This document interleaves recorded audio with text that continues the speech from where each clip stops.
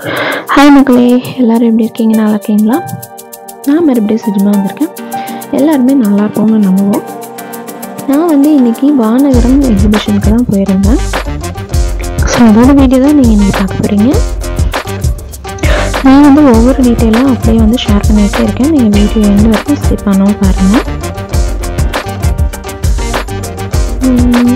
Ticket price பார்த்தீங்கன்னா 100 rupees, 100 ரூபா ticket ஒருத்தவங்களுக்கு.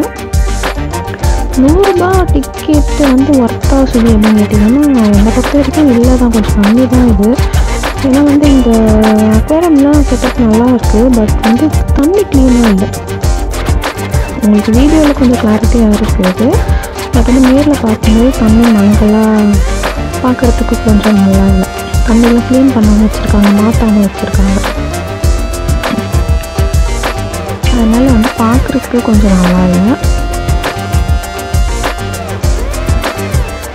இன்னொரு விஷயம் அப்படின்னு டிசப்பாயிண்ட் ஆச்சு அப்படின்னு பார்த்தீங்கன்னா, உள்ளே நம்ம என்ன பேப்பர் வாங்குறதா இருந்தாலும் தனியாக ரீசார்ஜ் கார்டுன்னு ஒரு இது வச்சுருக்காங்க. அந்த கார்டு நம்ம ரீசார்ஜ் பண்ணிவிட்டு அந்த கார்டை தான் நம்ம எல்லா இடத்துலையுமே கொடுத்து ஒரு கேம் விளையாடினாலும், இல்லை ஒரு தண்ணி பாட்டில் வாங்கினாலும், ஏதாவது ஒரு ஸ்நாக்ஸ் வாங்கினாலும் எல்லாத்துக்குமே அந்த கார்டு மூலமாக தான் நம்ம பே பண்ணுற மாதிரி இருக்குது. அந்த கார்டுக்கு நம்மளுக்கு போக ரிட்டர்ன் வரும்போது நம்மளுக்கு எக்ஸ்ட்ரா அமௌண்ட் இருக்குது அப்படின்னு நம்மளுக்கு கொடுத்துட்றாங்க. பட் என்னென்னா இந்த கார்டுக்குன்னு தனியாக ஒரு 15 ரூபீஸ் தனியாக வாங்கிக்கிறாங்க. 15 ரூபா தனியாக அதுக்குன்னு நம்ம கொடுக்க வேண்டியதாக இருக்குது அந்த கார்டுக்குன்னு. அதுக்கப்புறமா தான் நம்ம 200 ரூபாயோ 300 ரூபாயோ 500 ரூபாயோ எவ்வளவோ அது ரீசார்ஜ் பண்ண வேண்டியதாக இருக்குது.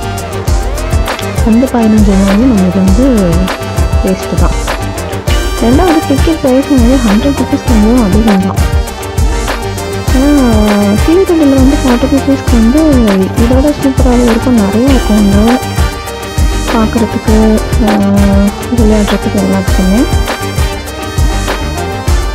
எனக்கு அதனால் கொஞ்சம் கொஞ்சம் கம்மியாக தான் இருந்த மாதிரி இருந்தது. எனக்கு நிறைய கடைகளும் மூடி தான் இருந்தது, நிறைய கடைகளும் ஓப்பனில் இல்லை.